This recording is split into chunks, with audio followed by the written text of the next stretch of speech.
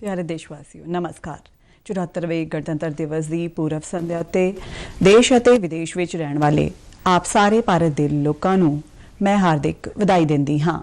ਸੰਵਿਧਾਨ ਦੇ ਲਾਗੂ ਹੋਣ ਦੇ ਦਿਨ ਤੋਂ ਲੈ ਕੇ ਅੱਜ ਤੱਕ ਸਾਡੀ ਯਾਤਰਾ ਅਨੋਖੀ ਰਹੀ ਹੈ ਤੇ ਇਸ ਨਾਲ ਹੋਰਨਾਂ ਦੇਸ਼ਾਂ ਨੂੰ ਪ੍ਰੇਰਣਾ ਮਿਲੀ ਹੈ।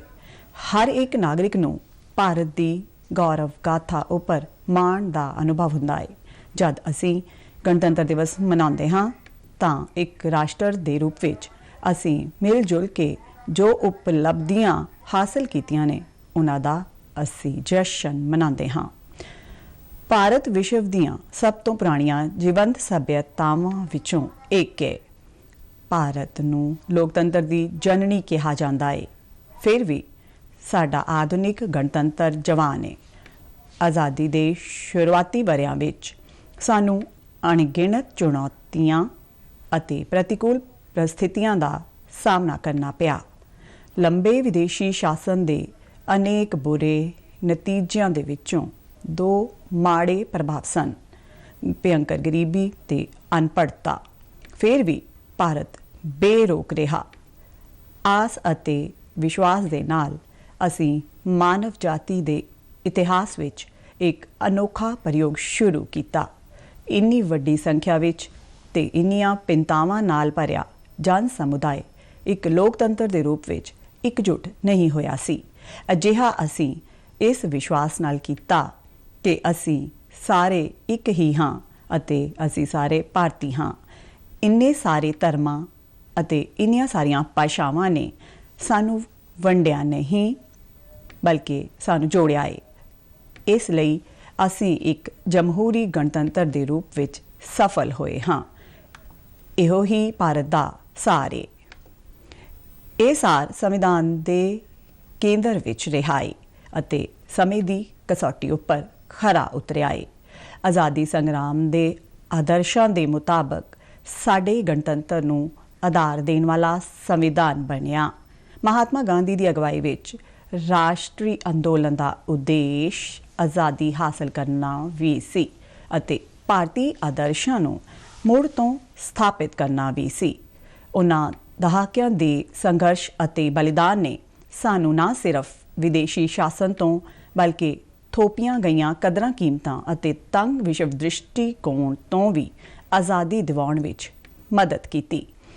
शांति, भाईचारा अते समानता दियां साडियां सदियां पुराणियां कदरां कीमतां नूं मुड़ तो अपनाउण विच क्रांतिकारियां अते सुधारकां ने दूरदर्शी अते आदर्शवादी शख्सियतां नाल मिल के काम कीता, जिहड़े लोकां ने आधुनिक भारती चिंतन धारा नूं गति दित्ती। उन्हां ने आनो भद्राह कर्तवो यंतु विश्वतः अर्थात साडे कोल सारियां दिशावां तो चंगे विचार आउण दे वैदिक उपदेश के मुताबक विदेशी प्रगतिशील विचारां का भी स्वागत किया। लंबे अते गहरे विचार मंथन के फलस्वरूप साडे संविधान की रचना हुई। साडा ये बुनियादी दस्तावेज दुनिया की सब तो पुरानी जीवंत सभ्यता के मानवतावादी दर्शन के नाल नाल आधुनिक विचारां तो भी प्रेरित है। साडा देश बाबा साहेब भीमराव अंबेडकर का सदा कर्जदार रहेगा, जिन्हां ने खरड़ा कमेटी की प्रधानगी की अते संविधान नूं अंतिम रूप देण विच महत्वपूर्ण भूमिका निभाई।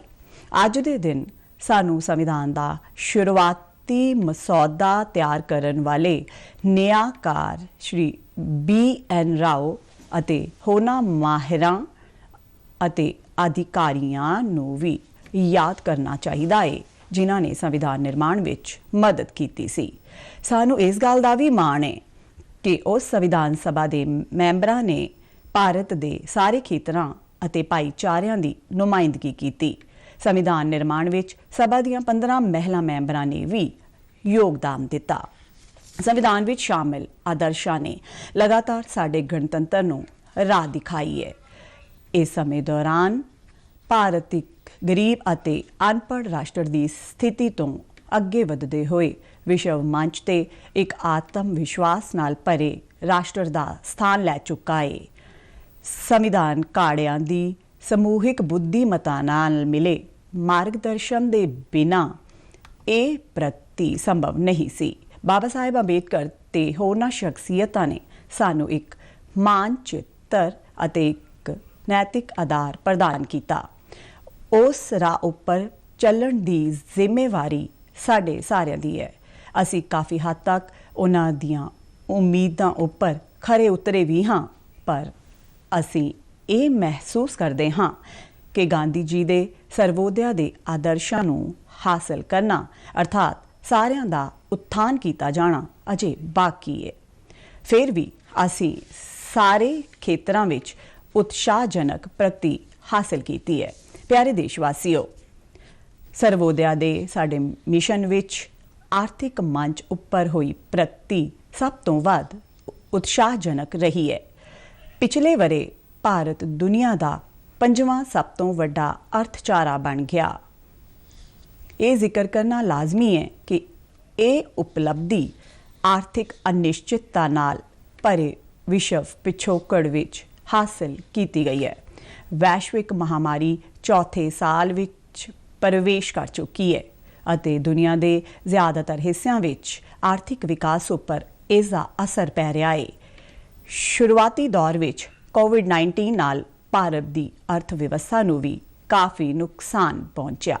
ਫਿਰ ਵੀ ਯੋਗ ਅਗਵਾਈ ਅਤੇ ਅਸਰਦਾਰ ਸੰਘਰਸ਼ੀਲਤਾ ਦੇ ਬਲ ਤੇ ਅਸੀਂ ਜਲਦੀ ਹੀ ਮੰਦੀ ਤੋਂ ਬਾਹਰ ਆ ਗਏ ਅਤੇ ਆਪਣੀ ਵਿਕਾਸ ਯਾਤਰਾ ਨੂੰ ਮੁੜ ਤੋਂ ਸ਼ੁਰੂ ਕੀਤਾ। ਅਰਥਚਾਰੇ ਦੇ ਜ਼ਿਆਦਾਤਰ ਖੇਤਰ ਹੁਣ ਮਹਾਮਾਰੀ ਦੇ ਅਸਰ ਤੋਂ ਬਾਹਰ ਆ ਗਏ ਨੇ। ਭਾਰਤ ਸਭ ਤੋਂ ਤੇਜ਼ੀ ਨਾਲ ਵੱਧ ਰਹੀਆਂ ਵੱਡੀਆਂ ਅਰਥ ਵਿਵਸਥਾਵਾਂ ਵਿੱਚੋਂ ਇੱਕ ਹੈ। ਇਹ ਸਰਕਾਰ ਵੱਲੋਂ ਸਮੇਂ ਉੱਪਰ ਕੀਤੇ ਗਏ ਸਰਗਰਮ ਯਤਨਾਂ ਰਾਹੀਂ ਹੀ ਸੰਭਵ ਹੋ ਸਕਿਆ ਹੈ। ਇਸ ਸੰਦਰਭ ਵਿੱਚ ਆਤਮ ਨਿਰਭਰ ਭਾਰਤ ਅਭਿਆਨ ਦੇ ਪ੍ਰਤੀ ਆਮ ਲੋਕਾਂ ਵਿੱਚ ਵਿਸ਼ੇਸ਼ ਉਤਸ਼ਾਹ ਦੇਖਿਆ ਜਾ ਸਕਦਾ ਹੈ। ਇਸ ਤੋਂ ਇਲਾਵਾ ਵੱਖ-ਵੱਖ ਖੇਤਰਾਂ ਦੇ ਲਈ ਵਿਸ਼ੇਸ਼ ਪ੍ਰੋਤਸਾਹਨ ਯੋਜਨਾਵਾਂ ਵੀ ਲਾਗੂ ਕੀਤੀਆਂ ਗਈਆਂ ਨੇ। ਇਹ ਬੜੇ ਹੀ ਸੰਤੋਸ਼ ਦਾ ਵਿਸ਼ਾ ਹੈ ਕਿ ਜਿਹੜੇ ਲੋਕ ਹਾਸ਼ੀਏ ਉੱਪਰ ਰਹਿ ਗਏ ਸਨ, ਉਹਨਾਂ ਨੂੰ ਵੀ ਯੋਜਨਾਵਾਂ ਤੇ ਪ੍ਰੋਗਰਾਮਾਂ ਵਿੱਚ ਸ਼ਾਮਿਲ ਕੀਤਾ ਗਿਆ ਹੈ ਅਤੇ ਮੁਸ਼ਕਿਲ ਘੜੀ ਵਿੱਚ ਉਹਨਾਂ ਦੀ ਮਦਦ ਕੀਤੀ ਗਈ ਹੈ। ਮਾਰਚ 2020 ਵਿੱਚ ਐਲਾਨੀ ਪ੍ਰਧਾਨ ਮੰਤਰੀ ਗਰੀਬ ਕਲਿਆਣ ਅੰਨ ਯੋਜਨਾ ਉੱਪਰ ਅਮਲ ਕਰਦੇ ਹੋਏ ਸਰਕਾਰ ਨੇ ਉਸ ਵੇਲੇ ਗਰੀਬ ਪਰਿਵਾਰਾਂ ਵਾਸਤੇ ਖੁਰਾਕ ਸੁਰੱਖਿਆ ਯਕੀਨੀ ਕੀਤੀ ਜਦ ਸਾਡੇ ਦੇਸ਼ਵਾਸੀ ਕੋਵਿਡ-19 ਦੀ ਮਹਾਮਾਰੀ ਦੇ ਕਾਰਨ ਅਚਾਨਕ ਪੈਦਾ ਹੋਈ ਆਰਥਿਕ ਰੁਕਾਵਟ ਦਾ ਸਾਹਮਣਾ ਕਰ ਰਹੇ ਸਨ। ਇਸ ਮਦਦ ਸਦਕਾ ਕਿਸੇ ਨੂੰ ਵੀ ਭੁੱਖੇ ਨਹੀਂ ਸੌਣਾ ਪਿਆ। ਗਰੀਬ ਪਰਿਵਾਰਾਂ ਦੇ ਹਿੱਤ ਨੂੰ ਸਭ ਤੋਂ ਉੱਪਰ ਰੱਖਦੇ ਹੋਏ ਇਸ ਯੋਜਨਾ ਦੇ ਸਮੇਂ ਨੂੰ ਵਾਰ-ਵਾਰ ਵਧਾਇਆ ਗਿਆ ਅਤੇ ਤਕਰੀਬਨ 81 ਕਰੋੜ ਦੇਸ਼ਵਾਸੀ ਇਸ ਤੋਂ ਲਾਭ ਲੈਂਦੇ ਰਹੇ। ਇਸ ਸਹਾਇਤਾ ਨੂੰ ਅੱਗੇ ਵਧਾਉਂਦੇ ਹੋਏ ਸਰਕਾਰ ਨੇ ਐਲਾਨ ਕੀਤਾ ਕਿ ਸਾਲ 2023 ਦੇ ਦੌਰਾਨ ਵੀ ਲਾਭਪਾਤਰੀਆਂ ਨੂੰ ਉਹਨਾਂ ਦਾ ਮਾਸਿਕ ਰਾਸ਼ਨ ਮੁਫਤ ਵਿੱਚ ਮਿਲੇਗਾ। ਇਸ ਇਤਿਹਾਸਿਕ ਕਦਮ ਨਾਲ ਸਰਕਾਰ ਨੇ ਕਮਜ਼ੋਰ ਵਰਗਾਂ ਨੂੰ ਆਰਥਿਕ ਵਿਕਾਸ ਵਿੱਚ ਸ਼ਾਮਿਲ ਕਰਨ ਦੇ ਨਾਲ-ਨਾਲ ਉਹਨਾਂ ਦੀ ਦੇਖਭਾਲ ਦੀ ਜ਼ਿੰਮੇਵਾਰੀ ਵੀ ਲਈ ਹੈ। ਸਾਡੇ ਅਰਥਚਾਰੇ ਦਾ ਆਧਾਰ ਮਜ਼ਬੂਤ ਹੋਣ ਕਾਰਨ ਅਸੀਂ ਲਾਭਕਾਰੀ ਯਤਨਾਂ ਦਾ ਸਿਲਸਿਲਾ ਸ਼ੁਰੂ ਕਰਨ ਅਤੇ ਉਸ ਨੂੰ ਅੱਗੇ ਵਧਾਉਣ ਵਿੱਚ ਸਮਰੱਥ ਹੋ ਸਕੇ ਹਾਂ। ਸਾਡਾ ਅੰਤਿਮ ਟੀਚਾ ਇੱਕ ਅਜਿਹਾ ਵਾਤਾਵਰਨ ਬਣਾਉਣਾ ਹੈ ਜਿਸ ਵਿੱਚ ਸਾਰੇ ਨਾਗਰਿਕ ਵਿਅਕਤੀਗਤ ਅਤੇ ਸਮੂਹਿਕ ਰੂਪ ਨਾਲ ਆਪਣੀ ਵਾਸਤਵਿਕ ਸਮਰੱਥਾ ਦਾ ਪੂਰਾ ਇਸਤੇਮਾਲ ਕਰਨ ਤੇ ਉਹਨਾਂ ਦਾ ਜੀਵਨ ਵਧੇ ਫੁੱਲੇ। ਇਸ ਮੰਤਵ ਦੀ ਪ੍ਰਾਪਤੀ ਲਈ ਸਿੱਖਿਆ ਹੀ ਬੁਨਿਆਦ ਤਿਆਰ ਕਰਦੀ ਹੈ। ਇਸ ਲਈ ਰਾਸ਼ਟਰੀ ਸਿੱਖਿਆ ਨੀਤੀ ਵਿੱਚ ਅਭਿਲਾਸ਼ੀ ਪਰਿਵਰਤਨ ਕੀਤੇ ਗਏ ਨੇ। ਸਿੱਖਿਆ ਦੇ ਦੋ ਪ੍ਰਮੁੱਖ ਉਦੇਸ਼ ਕਹੇ ਜਾ ਸਕਦੇ ਨੇ। ਪਹਿਲਾ ਆਰਥਿਕ ਅਤੇ ਸਮਾਜਿਕ ਸ਼ਕਤੀਕਰਨ ਅਤੇ ਦੂਜਾ ਸੱਚ ਦੀ ਖੋਜ। ਰਾਸ਼ਟਰੀ ਸਿੱਖਿਆ ਨੀਤੀ ਇਹਨਾਂ ਦੋਵਾਂ ਟੀਚਿਆਂ ਨੂੰ ਪ੍ਰਾਪਤ ਕਰਨ ਦਾ ਮਾਰਗ ਮਜ਼ਬੂਤ ਕਰਦੀ ਹੈ। ਇਹ ਨੀਤੀ ਸਿੱਖਿਆ ਹਾਸਲ ਕਰਨ ਵਾਲਿਆਂ ਨੂੰ 21ਵੀਂ ਸਦੀ ਦੀਆਂ ਚੁਣੌਤੀਆਂ ਲਈ ਤਿਆਰ ਕਰਦੇ ਹੋਏ ਸਾਡੀ ਸੱਭਿਅਤਾ ਉੱਪਰ ਆਧਾਰਿਤ ਗਿਆਨ ਨੂੰ ਸਮਕਾਲੀ ਜੀਵਨ ਵਾਸਤੇ ਪ੍ਰਸੰਗਿਕ ਬਣਾਉਂਦੀ ਹੈ। ਇਸ ਨੀਤੀ ਵਿੱਚ ਸਿੱਖਿਆ ਪ੍ਰਕਿਰਿਆ ਨੂੰ ਵਿਸਥਾਰ ਅਤੇ ਗਹਿਰਾਈ ਪ੍ਰਦਾਨ ਕਰਨ ਲਈ ਤਕਨਾਲੋਜੀ ਦੀ ਮਹੱਤਵਪੂਰਨ ਭੂਮਿਕਾ ਨੂੰ ਰੇਖਾਂਕਿਤ ਕੀਤਾ ਗਿਆ ਹੈ। ਸਾਨੂੰ ਕੋਵਿਡ-19 ਦੇ ਸ਼ੁਰੂਆਤੀ ਦੌਰ ਵਿੱਚ ਇਹ ਦੇਖਣ ਨੂੰ ਮਿਲਿਆ ਕਿ ਤਕਨਾਲੋਜੀ ਵਿੱਚ ਜੀਵਨ ਨੂੰ ਬਦਲਣ ਦੀਆਂ ਸੰਭਾਵਨਾਵਾਂ ਹੁੰਦੀਆਂ ਨੇ। ਡਿਜੀਟਲ ਇੰਡੀਆ ਮਿਸ਼ਨ ਦੇ ਤਹਿਤ ਪਿੰਡ ਅਤੇ ਸ਼ਹਿਰ ਦੀ ਦੂਰੀ ਨੂੰ ਖਤਮ ਕਰਕੇ ਸੂਚਨਾ ਅਤੇ ਸੰਚਾਰ ਤਕਨਾਲੋਜੀ ਨੂੰ ਸਮਾਵੇਸ਼ੀ ਬਣਾਉਣ ਦਾ ਯਤਨ ਕੀਤਾ ਜਾ ਰਿਹਾ ਹੈ। ਦੂਰ ਦੁਰਾਡੇ ਇਲਾਕਿਆਂ ਵਿੱਚ ਵੱਧ ਤੋਂ ਵੱਧ ਲੋਕ ਇੰਟਰਨੈਟ ਦਾ ਲਾਭ ਉਠਾ ਰਹੇ ਨੇ। ਬੁਨਿਆਦੀ ਢਾਂਚੇ ਵਿੱਚ ਹੋਏ ਵਿਸਥਾਰ ਦੀ ਮਦਦ ਨਾਲ ਸਰਕਾਰ ਵੱਲੋਂ ਉਪਲਬਧ ਕਰਵਾਈਆਂ ਜਾ ਰਹੀਆਂ ਵੱਖ-ਵੱਖ ਤਰ੍ਹਾਂ ਦੀਆਂ ਸੇਵਾਵਾਂ ਲੋਕਾਂ ਨੂੰ ਹਾਸਲ ਹੋ ਰਹੀਆਂ ਨੇ। ਅਸੀਂ ਵਿਗਿਆਨ ਅਤੇ ਤਕਨਾਲੋਜੀ ਦੇ ਖੇਤਰ ਵਿੱਚ ਆਪਣੀਆਂ ਪ੍ਰਾਪਤੀਆਂ ਉੱਪਰ ਮਾਣ ਮਹਿਸੂਸ ਕਰ ਸਕਦੇ ਹਾਂ। ਪੁਲਾੜ ਤਕਨਾਲੋਜੀ ਦੇ ਖੇਤਰ ਵਿੱਚ ਭਾਰਤ ਗਿਣੇ ਚੁਣੇ ਮੋਹਰੀ ਦੇਸ਼ਾਂ ਵਿੱਚੋਂ ਇੱਕ ਰਿਹਾ ਹੈ। ਇਸ ਖੇਤਰ ਵਿੱਚ ਕਾਫੀ ਸਮੇਂ ਤੋਂ ਲੰਬਿਤ ਸੁਧਾਰ ਕੀਤੇ ਜਾ ਰਹੇ ਨੇ ਤੇ ਹੁਣ ਨਿੱਜੀ ਉਦਮਾਂ ਨੂੰ ਵੀ ਇਸ ਵਿਕਾਸ ਯਾਤਰਾ ਵਿੱਚ ਸ਼ਾਮਲ ਹੋਣ ਲਈ ਸੱਦਾ ਦਿੱਤਾ ਗਿਆ ਹੈ। ਭਾਰਤੀ ਪੁਲਾੜ ਯਾਤਰੀਆਂ ਨੂੰ ਲਿਜਾਣ ਵਾਸਤੇ ਗਗਨਯਾਨ ਪ੍ਰੋਗਰਾਮ ਪ੍ਰਗਤੀ ਉੱਪਰ ਇਹ ਭਾਰਤ ਦੀ ਪਹਿਲੀ ਮਾਨਵਯੁਕਤ ਪੁਲਾੜ ਉਡਾਣ ਹੋਵੇਗੀ।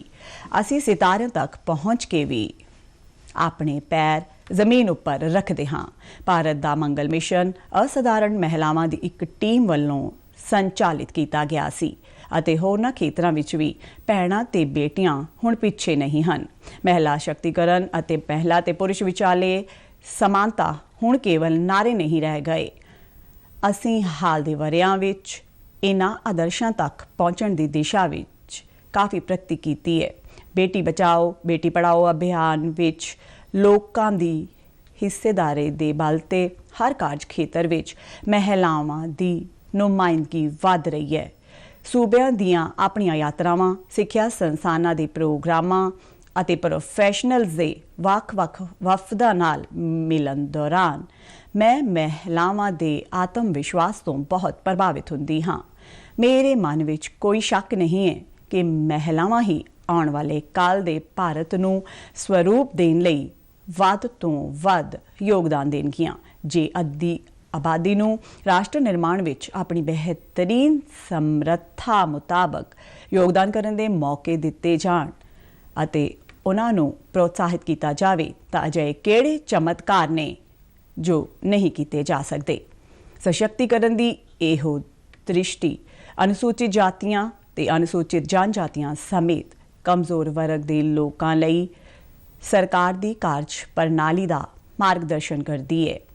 ਅਸਲ ਵਿੱਚ ਸਾਡਾ ਮੰਤਵ ਨਾ ਸਿਰਫ ਇਹਨਾਂ ਲੋਕਾਂ ਦੇ ਜੀਵਨ ਦੀਆਂ ਰੁਕਾਵਟਾਂ ਨੂੰ ਦੂਰ ਕਰਨਾ ਅਤੇ ਉਹਨਾਂ ਦੇ ਵਿਕਾਸ ਵਿੱਚ ਮਦਦ ਕਰਨਾ ਹੈ, ਬਲਕਿ ਇਹਨਾਂ ਭਾਈਚਾਰਿਆਂ ਤੋਂ ਸਿੱਖਣਾ ਵੀ ਹੈ। ਵਿਸ਼ੇਸ਼ ਰੂਪ ਵਿੱਚ ਜਨਜਾਤੀ ਭਾਈਚਾਰੇ ਦੇ ਲੋਕ ਵਾਤਾਵਰਣ ਦੀ ਰੱਖਿਆ ਤੋਂ ਲੈ ਕੇ ਸਮਾਜ ਨੂੰ ਹੋਰ ਵਧੇਰੇ ਇਕਜੁੱਟ ਬਣਾਉਣ ਤੱਕ ਕਈ ਖੇਤਰਾਂ ਵਿੱਚ ਸਿੱਖਿਆ ਦੇ ਸਕਦੇ ਨੇ। ਪਿਆਰੇ ਦੇਸ਼ਵਾਸੀਓ, ਸ਼ਾਸਨ ਦੇ ਸਾਰੇ ਪਹਿਲੂਆਂ ਵਿੱਚ ਬਦਲਾਅ ਲਿਆਉਣ ਅਤੇ ਲੋਕਾਂ ਦੀ ਰਚਨਾਤਮਕ ਊਰਜਾ ਨੂੰ ਉਜਾਗਰ ਕਰਨ ਵਾਸਤੇ ਹਾਲ ਦੇ ਵਰ੍ਹਿਆਂ ਵਿੱਚ ਕੀਤੇ ਗਏ ਯਤਨਾਂ ਦੀ ਲੜੀ ਦੇ ਨਤੀਜੇ ਵਜੋਂ ਹੁਣ ਵਿਸ਼ਵ ਭਾਈਚਾਰਾ ਭਾਰਤ ਨੂੰ ਸਨਮਾਨ ਦੀ ਨਵੀਂ ਨਜ਼ਰ ਨਾਲ ਦੇਖਦਾ ਹੈ। ਵਿਸ਼ਵ ਦੇ ਵੱਖ-ਵੱਖ ਮੰਚਾਂ ਤੇ ਸਾਡੀ ਸਰਗਰਮੀ ਨਾਲ ਸਕਾਰਾਤਮਕ ਬਦਲਾਅ ਆਉਣੇ ਸ਼ੁਰੂ ਹੋ ਗਏ ਨੇ। ਵਿਸ਼ਵ ਮੰਚ ਉੱਪਰ ਭਾਰਤ ਨੇ ਜੋ ਸਨਮਾਨ ਹਾਸਲ ਕੀਤਾ ਹੈ, ਉਸ ਦੇ ਨਤੀਜੇ ਵਜੋਂ ਦੇਸ਼ ਨੂੰ ਨਵੇਂ ਮੌਕੇ ਅਤੇ ਜ਼ਿੰਮੇਵਾਰੀਆਂ ਵੀ ਮਿਲੀਆਂ ਨੇ। ਜਿਵੇਂ ਕਿ ਤੁਸੀਂ ਸਾਰੇ ਜਾਣਦੇ ਹੋ ਕਿ ਇਸ ਸਾਲ ਭਾਰਤ G20 ਦੇਸ਼ਾਂ ਦੇ ਸਮੂਹ ਦੀ ਪ੍ਰਧਾਨਗੀ ਕਰ ਰਿਹਾ ਹੈ। ਵਿਸ਼ਵ ਭਾਈਚਾਰੇ ਦੇ ਆਪਣੇ ਆਦਰਸ਼ ਦੇ ਮੁਤਾਬਕ ਅਸੀਂ ਸਾਰਿਆਂ ਦੀ ਸ਼ਾਂਤੀ ਅਤੇ ਖੁਸ਼ਹਾਲੀ ਦੇ ਹੱਕ ਵਿੱਚ ਹਾਂ। G20 ਦੀ ਪ੍ਰਧਾਨਗੀ ਇੱਕ ਬਿਹਤਰ ਵਿਸ਼ਵ ਦੇ ਨਿਰਮਾਣ ਵਿੱਚ ਯੋਗਦਾਨ ਵਾਸਤੇ ਭਾਰਤ ਨੂੰ ਬੜੀ ਮਹੱਤਵਪੂਰਨ ਭੂਮਿਕਾ ਪ੍ਰਦਾਨ ਕਰਦੀ ਹੈ।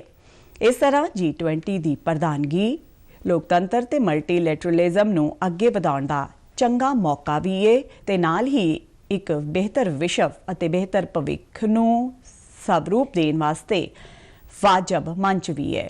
ਮੈਨੂੰ ਯਕੀਨ ਹੈ ਕਿ ਭਾਰਤ ਦੀ ਅਗਵਾਈ ਵਿੱਚ G20 ਵੱਧ ਤੋਂ ਵੱਧ ਨਿਆਂਪੂਰਕ ਤੇ ਸਥਿਰਤਾਪੂਰਨ ਵਿਸ਼ਵ ਵਿਵਸਥਾ ਦੇ ਨਿਰਮਾਣ ਵਿੱਚ ਆਪਣੇ ਯਤਨਾਂ ਨੂੰ ਹੋਰ ਅੱਗੇ ਵਧਾਉਣ ਵਿੱਚ ਸਫਲ ਹੋਏਗਾ।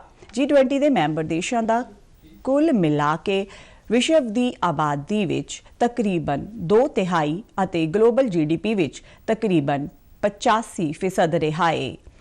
ਇਸ ਲਈ ਇਹ ਵੈਸ਼ਵਿਕ ਚੁਣੌਤੀਆਂ ਉੱਪਰ ਚਰਚਾ ਕਰਨ ਤੇ ਉਹਨਾਂ ਦੇ ਹੱਲ ਲਈ ਇੱਕ ਆਦਰਸ਼ ਮੰਚ ਹੈ। ਮੇਰੇ ਵਿਚਾਰ ਨਾਲ ਗਲੋਬਲ ਵਾਰਮਿੰਗ ਅਤੇ ਜਲਵਾਯੂ ਪਰਿਵਰਤਨ ਅਜਿਹੀਆਂ ਚੁਣੌਤੀਆਂ ਨੇ ਜਿਨ੍ਹਾਂ ਦਾ ਸਾਹਮਣਾ ਜਲਦੀ ਨਾਲ ਕਰਨਾ ਹੈ। ਵੈਸ਼ਵਿਕ ਤਾਪਮਾਨ ਵੱਧ ਰਿਹਾ ਹੈ ਤੇ ਮੌਸਮ ਵਿੱਚ ਬਦਲਾਅ ਦੇ ਚਰਮ ਰੂਪ ਦਿਖਾਈ ਦੇ ਰਹੇ ਨੇ। ਸਾਡੇ ਸਾਹਮਣੇ ਇੱਕ ਗੰਭੀਰ ਦੁਵਿਧਾ ਹੈ। ਵੱਧ ਤੋਂ ਵੱਧ ਲੋਕਾਂ ਨੂੰ ਗਰੀਬੀ ਤੋਂ ਬਾਹਰ ਕੱਢਣ ਲਈ ਆਰਥਿਕ ਵਿਕਾਸ ਲਾਜ਼ਮੀ ਹੈ, ਪਰ ਇਸ ਵਿਕਾਸ ਲਈ ਫੋਸਿਲ ਫਿਊਲ ਦਾ ਇਸਤੇਮਾਲ ਵੀ ਕਰਨਾ ਪੈਂਦਾ ਹੈ। ਬਦਕਿਸਮਤੀ ਨਾਲ ਗਲੋਬਲ ਵਾਰਮਿੰਗ ਦਾ ਸਭ ਤੋਂ ਵੱਧ ਕਸ਼ਟ ਗਰੀਬ ਤਬਕੇ ਦੇ ਲੋਕਾਂ ਨੂੰ ਸਹਿਣਾ ਪੈਂਦਾ ਹੈ। ਊਰਜਾ ਦੇ ਵਿਕਲਪਿਕ ਸੋਮਿਆਂ ਨੂੰ ਵਿਕਸਿਤ ਕਰਨਾ ਤੇ ਲੋਕਪ੍ਰਿਯ ਬਣਾਉਣਾ ਵੀ ਇੱਕ ਹੱਲ ਹੈ। ਭਾਰਤ ਨੇ ਸੌਰ ਊਰਜਾ ਅਤੇ ਇਲੈਕਟ੍ਰਿਕ ਵਾਹਨਾਂ ਨੂੰ ਨੀਤੀਗਤ ਪ੍ਰੋਤਸਾਹਨ ਦੇ ਕੇ ਇਸ ਦਿਸ਼ਾ ਵਿੱਚ ਸ਼ਲਾਘਾਯੋਗ ਕਦਮ ਚੁੱਕਿਆ ਹੈ। ਹਾਲਾਂਕਿ ਵੈਸ਼ਵਿਕ ਪੱਧਰ ਉੱਪਰ ਵਿਕਸਿਤ ਦੇਸ਼ਾਂ ਵੱਲੋਂ ਤਕਨਾਲੋਜੀ ਟ੍ਰਾਂਸਫਰ ਅਤੇ ਮਾਲੀ ਸਹਾਇਤਾ ਦੇ ਜ਼ਰੀਏ ਉੱਭਰਦੇ ਹੋਏ ਅਰਥਚਾਰਿਆਂ ਨੂੰ ਸਹਾਇਤਾ ਪ੍ਰਦਾਨ ਕੀਤੇ ਜਾਣ ਦੀ ਲੋੜ ਹੈ। ਵਿਕਾਸ ਅਤੇ ਵਾਤਾਵਰਣ ਵਿਚਾਲੇ ਸੰਤੁਲਨ ਬਣਾਏ ਰੱਖਣ ਲਈ ਸਾਨੂੰ ਪ੍ਰਾਚੀਨ ਪਰੰਪਰਾਵਾਂ ਨੂੰ ਨਵੀਂ ਨਜ਼ਰ ਨਾਲ ਦੇਖਣਾ ਹੋਵੇਗਾ। ਸਾਨੂੰ ਆਪਣੀਆਂ ਬੁਨਿਆਦੀ ਤਰਜੀਹਾਂ ਉੱਪਰ ਵੀ ਮੁੜ ਵਿਚਾਰ ਕਰਨਾ ਹੋਵੇਗਾ। ਰਵਾਇਤੀ ਜੀਵਨ ਕਦਰਾਂ ਦੇ ਵਿਗਿਆਨਿਕ ਪੱਖ ਨੂੰ ਵੀ ਸਮਝਣਾ ਹੋਵੇਗਾ। ਸਾਨੂੰ ਇੱਕ ਵਾਰ ਮੁੜ ਤੋਂ ਕੁਦਰਤ ਦੇ ਪ੍ਰਤੀ ਸਨਮਾਨ ਦਾ ਭਾਵ ਅਤੇ ਅਨੰਤ ਬ੍ਰਹਿਮੰਡ ਦੇ ਸਨਮੁਖ ਨਿਮਰਤਾ ਦਾ ਭਾਵ ਜਾਗਰਿਤ ਕਰਨਾ ਹੋਵੇਗਾ।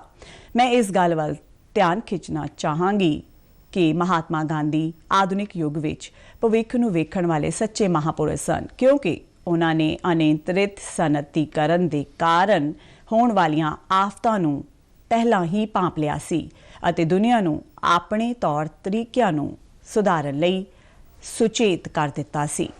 ਜੇ ਅਸੀਂ ਚਾਹੁੰਦੇ ਹਾਂ ਕਿ ਸਾਡੇ ਬੱਚੇ ਇਸ ਧਰਤੀ ਉੱਪਰ ਸੁੱਖ ਵਾਲਾ ਜੀਵਨ ਬਿਤਾਉਣ ਤਾਂ ਸਾਨੂੰ ਆਪਣੀ ਜੀਵਨ ਸ਼ੈਲੀ ਨੂੰ ਬਦਲਣ ਦੀ ਲੋੜ ਹੈ।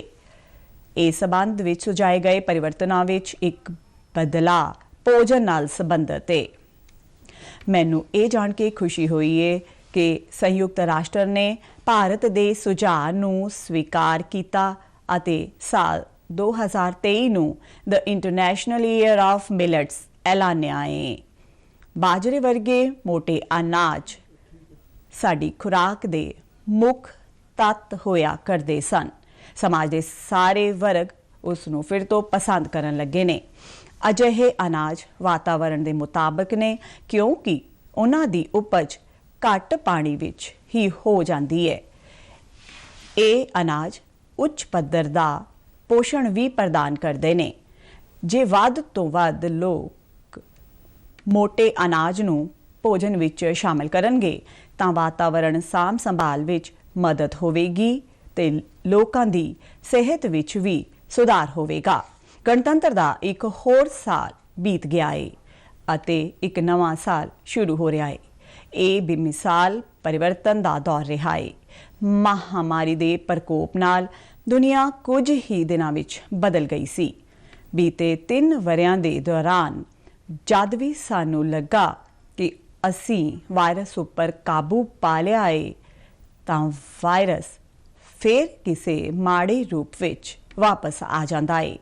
ਪਰ ਹੁਣ ਇਸ ਤੋਂ ਘਬਰਾਉਣ ਦੀ ਕੋਈ ਲੋੜ ਨਹੀਂ ਹੈ ਕਿਉਂਕਿ ਅਸੀਂ ਇਹ ਸਮਝ ਲਿਆ ਹੈ ਕਿ ਸਾਡੀ ਲੀਡਰਸ਼ਿਪ, ਸਾਡੇ ਵਿਗਿਆਨੀ ਅਤੇ ਡਾਕਟਰ, ਸਾਡੇ ਪ੍ਰਸ਼ਾਸਕ ਅਤੇ ਕਰੋਨਾ ਯੋਧੇ ਕਿਸੇ ਵੀ ਹਾਲਾਤ ਨਾਲ ਨਜਿੱਠਣ ਵਾਸਤੇ ਹਰ ਸੰਭਵ ਯਤਨ ਕਰਨਗੇ। ਨਾਲ ਹੀ ਅਸੀਂ ਇਹ ਵੀ ਸਿੱਖਿਆ ਹੈ ਕਿ ਅਸੀਂ ਆਪਣੀ ਸੁਰੱਖਿਆ ਵਿੱਚ ਕਮੀ ਨਹੀਂ ਆਉਣ ਦੇਵਾਂਗੇ ਤੇ ਚੌਕਸ ਵੀ ਰਹਾਂਗੇ। ਪਿਆਰੇ ਦੇਸ਼ਵਾਸੀਓ, ਵੱਖ-ਵੱਖ ਖੇਤਰਾਂ ਵਿੱਚ ਕੰਮ ਕਰ ਰਹੇ ਕਈ ਪੀੜ੍ਹੀਆਂ ਦੇ ਲੋਕ ਸਾਡੇ ਗਣਤੰਤਰ ਦੀ ਹੁਣ ਤੱਕ ਦੀ ਵਿਕਾਸ ਗਾਥਾ ਵਿੱਚ ਅਣਮੁੱਲੇ ਯੋਗਦਾਨ ਲਈ ਪ੍ਰਸ਼ੰਸਾ ਦੇ ਪਾਤਰ ਨੇ। ਮੈਂ ਕਿਸਾਨਾਂ, ਮਜ਼ਦੂਰਾਂ, ਵਿਗਿਆਨੀਆਂ ਅਤੇ ਇੰਜੀਨੀਅਰਾਂ ਦੀਆਂ ਭੂਮਿਕਾਵਾਂ ਦੀ ਸ਼ਲਾਘਾ ਕਰਦੀ ਹਾਂ, ਜਿਨ੍ਹਾਂ ਦੀ ਸਮੂਹਿਕ ਸ਼ਕਤੀ ਸਾਡੇ ਦੇਸ਼ ਨੂੰ ਜੈ ਜਵਾਨ, ਜੈ ਕਿਸਾਨ, ਜੈ ਵਿਗਿਆਨ ਤੇ ਜੈ ਅਨੁਸੰਧਾਨ ਦੀ ਭਾਵਨਾ ਦੇ ਮੁਤਾਬਕ ਅੱਗੇ ਵਧਣ ਦੇ ਸਮਰੱਥ ਬਣਾਉਂਦੀ ਹੈ। ਮੈਂ ਦੇਸ਼ ਦੀ ਪ੍ਰਗਤੀ ਵਿੱਚ ਯੋਗਦਾਨ ਦੇਣ ਵਾਲੇ ਹਰੇਕ ਨਾਗਰਿਕ ਦੀ ਸ਼ਲਾਘਾ ਕਰਦੀ ਹਾਂ। ਭਾਰਤ ਦੀ ਸੰਸਕ੍ਰਿਤੀ ਅਤੇ ਸੱਭਿਅਤਾ ਦੇ ਰਾਜਦੂਤ ਪ੍ਰਵਾਸੀ ਭਾਰਤੀਆਂ ਦਾ ਵੀ ਮੈਂ ਅਭਿਵਾਦਨ ਕਰਦੀ ਹਾਂ। ਇਸ ਮੌਕੇ ਤੇ ਮੈਂ ਉਹਨਾਂ ਬਹਾਦਰ ਜਵਾਨਾਂ ਦੀ ਵਿਸ਼ੇਸ਼ ਤੌਰ ਤੇ ਸ਼ਲਾਘਾ ਕਰਦੀ ਹਾਂ ਜੋ ਸਾਡੀਆਂ ਸਰਹੱਦਾਂ ਦੀ ਰਾਖੀ ਕਰਦੇ ਨੇ ਤੇ ਕਿਸੇ ਵੀ ਤਿਆਗ ਅਤੇ ਬਲੀਦਾਨ ਵਾਸਤੇ ਹਮੇਸ਼ਾ ਤਿਆਰ ਰਹਿੰਦੇ ਨੇ। ਦੇਸ਼ ਵਾਸੀਆਂ ਨੂੰ ਅੰਦਰੂਨੀ ਸੁਰੱਖਿਆ ਪ੍ਰਦਾਨ ਕਰਨ ਵਾਲੇ ਸਾਰੇ ਨੀਮ ਫੌਜੀ ਬਲਾਂ ਅਤੇ ਪੁਲਿਸ ਬਲਾਂ ਦੇ ਬਹਾਦਰ ਜਵਾਨਾਂ ਦੀ ਵੀ ਮੈਂ ਸ਼ਲਾਘਾ ਕਰਦੀ ਹਾਂ। ਸਾਡੀਆਂ ਫੌਜਾਂ, ਅਰਧ ਸੈਨਿਕ ਬਲਾਂ ਅਤੇ ਪੁਲਿਸ ਬਲਾਂ ਦੇ ਜਿਨ੍ਹਾਂ ਬਹਾਦਰ ਜਵਾਨਾਂ ਨੇ ਫਰਜ਼ ਨਿਭਾਉਂਦੇ ਹੋਏ ਆਪਣੇ ਪ੍ਰਾਣਾਂ ਦਾ ਬਲੀਦਾਨ ਦਿੱਤਾ ਹੈ, ਉਹਨਾਂ ਸਾਰਿਆਂ ਨੂੰ ਸਾਦਰ ਨਮਨ ਕਰਦੀ ਹਾਂ। ਮੈਂ ਸਾਰੇ ਪਿਆਰੇ ਬੱਚਿਆਂ ਨੂੰ ਉਹਨਾਂ ਦੇ ਉਜਵਲ ਭਵਿੱਖ ਵਾਸਤੇ ਦਿਲ ਤੋਂ ਆਸ਼ੀਰਵਾਦ ਦਿੰਦੀ ਹਾਂ। ਤੁਹਾਨੂੰ ਸਾਰੇ ਦੇਸ਼ ਵਾਸੀਆਂ ਨੂੰ ਇੱਕ ਵਾਰ ਮੁੜ ਤੋਂ ਗਣਤੰਤਰ ਦਿਵਸ ਦੀਆਂ ਹਾਰਦਿਕ ਸ਼ੁਭਕਾਮਨਾਵਾਂ ਵਿਅਕਤ ਕਰਦੀ ਹਾਂ। ਧੰਨਵਾਦ। ਜੈ ਹਿੰਦ, ਜੈ ਭਾਰਤ।